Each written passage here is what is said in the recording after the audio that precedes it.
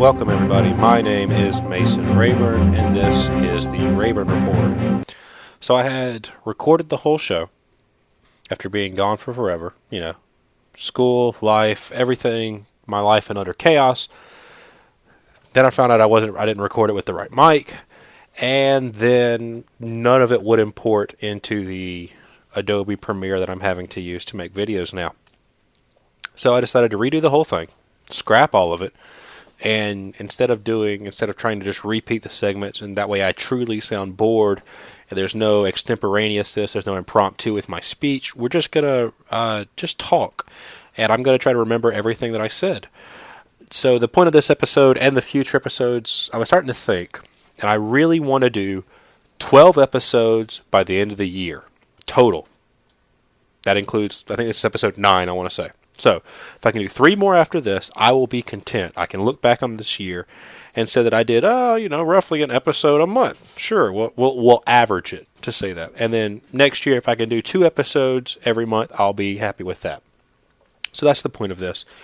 The point of this episode specifically is to talk about the runoff elections happening in December for our state of Georgia. The runoff elections are going to be on December 5th, and they are for Georgia House District 60, Georgia House District 89, Georgia State Senate District 6, and Georgia State Senate District 39, if I'm remembering correctly.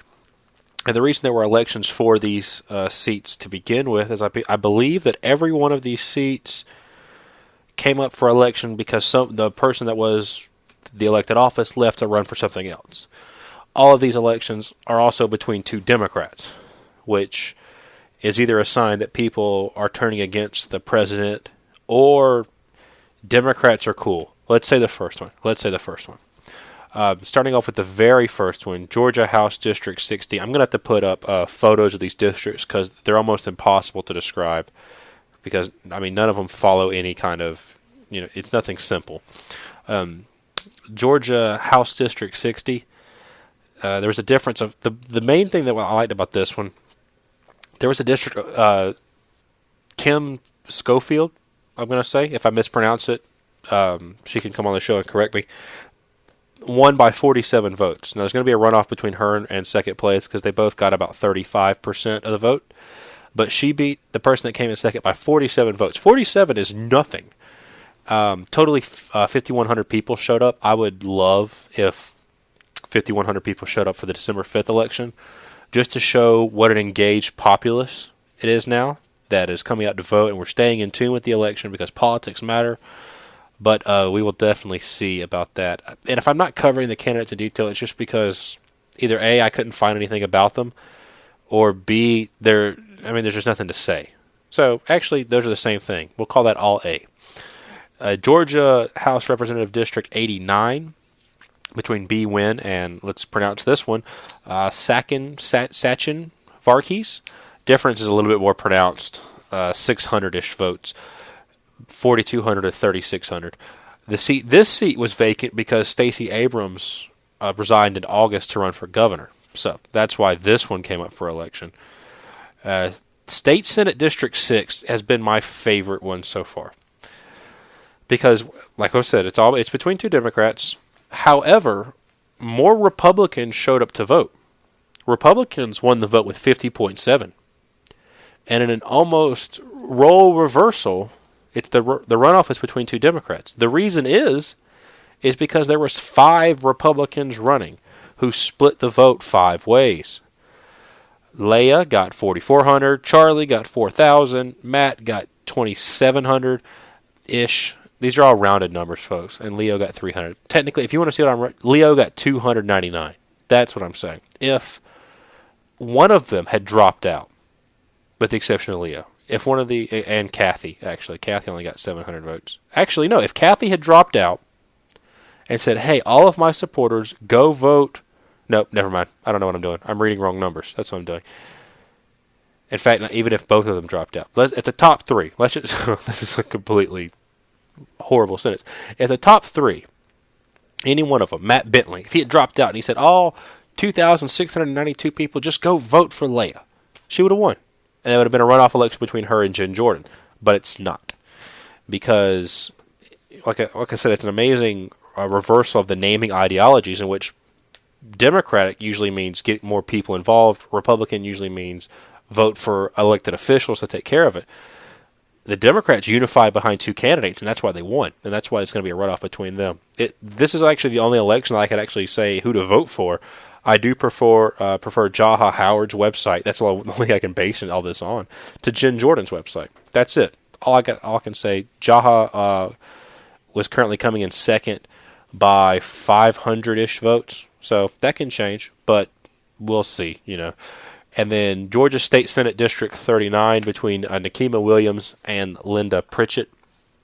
There's nothing to say about this. I mean, it's vacant because Vincent Fort resigned to run for mayor of Atlanta. So I guess, you can have that in there. But I can't tell you. This one had a large number of people turn out. Almost 9,200 people voted for Miss Nikema Williams. And Linda Pritchett got 8,329 votes. So a large showing of people. And I'm going to try to then these next 4-ish minutes, because I do want to try to make this episode 10 minutes. It originally was 12 minutes because I had all the little segments and it was nice, and then I listened to the quality and it was trash, and I couldn't get it imported, and I was just going to give up, and I decided that no, I needed to record something because I'm on fall break this week and I actually have time, and you need to get involved, and you do it, and just like I said, one small step a day. That's all what it's about, one small step. And so the reason not is manyfold about why I haven't been with all these episodes coming out like they should have been. And the first reason is because the news is just damn. I mean, the second that I get a show about Russia involvement in the election done with sources and facts and trends and all this stuff, we're about to go to war with North Korea, and then I have this whole show set up about the North Korean, continuation of the Korean War type thing, and describing that, and then now we've switched gears to where Trump's picking a fight with some people, some basketball player's dad or something. It's just a tyrant, and so it almost makes me want to try to shift away from current events, because I just with school's fixing to drop off, so maybe I can actually do it, but I can't keep abreast on current events to do research on them and do a show about them before the next big things here.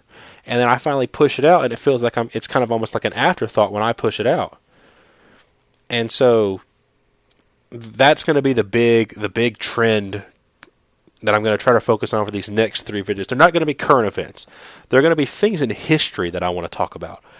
I know I want to do one on William Tecumseh Sherman. Really, I got involved in looking into his backstory a lot when I was there was a big, the whole, remember Charlottesville, guys? Doesn't that seem like forever ago? But yeah, I was doing a piece on the Civil War, and I found out a lot of really interesting stuff about Tecumseh. And then I wanted to do one on a kind of an alternate history type thing about if Franklin Delano Roosevelt lives. If he doesn't die in office, what happens and how that changes? Because when I go back and look, because I recently I got super interested in post-World War II America, I want to call it. It's right before, I'm really interested from that period into the Cuban Missile Crisis, because it's so interesting to see the different forces and how the military is approaching nuclear weapons versus how civilians are approaching nuclear weapons, and how Truman you can make an argument that Truman started the Cold War by kind of, doing some bad stuff to the Soviet Union. Not the Soviet Union wasn't doing bad stuff of their own, but it would be very interesting to see how Joseph Stalin would have approached the United States with Franklin Delano Roosevelt, who he had agreements with and who he had gotten to know, as opposed to Truman from Missouri type person coming up, and who had just been in office for 3 months, I want to say, before, boom, you're now the President of the United States in the largest war, you have nuclear weapons, what do we do, Mr. President? So that would take care of 2 shows. I'm going to try to find a topic for a third one. I've kind of been bouncing ideas around, but nothing concrete about the third one. I did want to call out Casey Cagle, who's running for governor, who is channeling Ed Gillespie's it's not even immigrants. It's trumped up issue. There are no. He's trumping. And for those of you who don't know what Ed Gillespie did, he ran these really vicious, swift boaty kind of attacks and he lost. Let's go ahead and just get all the foreshadowing out. He lost, and he was attacking his opponent because he was supporting gang members, and he wanted gangs to come into your home and rape your family and kill them and yada yada yada. Essentially trying to link gangs to sanctuary cities and linking sanctuary cities to illegal immigration in Virginia. And Casey Cagle, who's reading the Republican playbook at this point, is trying to do the exact same thing. And it's just fear tactics, because there are no sanctuary cities in Georgia. There's only 2 counties, DeKalb County and Clayton County, who have spoke to ICE officials about it. And both of them have said, get us a warrant and we'll happy to oblige. We'll do whatever you want. That's not sanctuary cities. He's making up an issue to not only cause divisiveness, but mainly to get his Republican base out and vote, because that is something they will vote for. But what is the price of turning out all these people to vote with misinformation? And Casey Cagle's not stupid, so he's malevolent. That's the only thing. It's all the saying was, never attribute to malevolence. Jesus, never attribute to evil what that can be explained with stupidity. Well, Casey Cagle's not stupid. He's doing this on purpose. Anyway, that's this super short episode. I'm going to try to get the next one out while I'm on fall break and actually have time. Thank you so much for sticking with me if you happen to listen to this. I know no one's going to listen to this. And have a good day.